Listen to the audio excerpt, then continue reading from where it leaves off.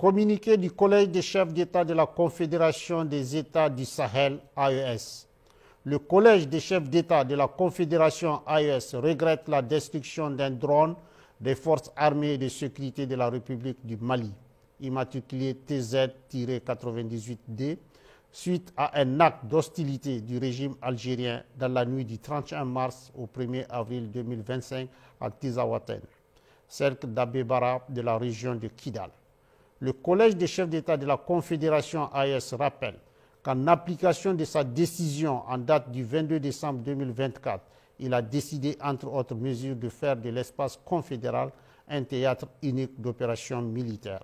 Par conséquent, le Collège des chefs d'État de la Confédération de l'AES considère la destruction du drone des forces armées de sécurité maliennes comme étant une agression visant tous les États membres de la Confédération AES et une voie perfide de promouvoir le terrorisme ainsi que de contribuer à la déstabilisation de la région. Cet incident est d'autant plus grave qu'il ressort des conclusions de l'enquête que la destruction du drone a empêché la neutralisation d'un groupe terroriste qui planifiait des actes terroristes contre l'AES.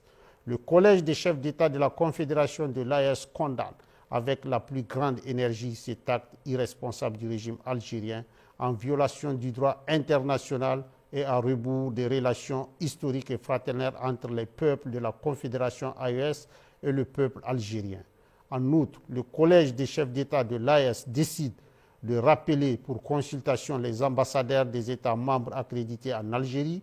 Le Collège des chefs d'État de l'AES, d'une part, rappelle au régime algérien que l'éradication du terrorisme demeure une lutte existentielle pour l'AES. D'autre part, exige de lui d'adopter une posture constructive et de contribuer enfin à la promotion de la paix et de la sécurité dans notre région.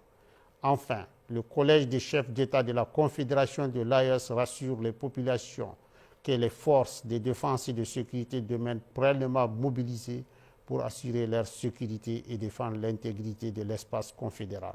Fait à Bamako le 6 avril 2025.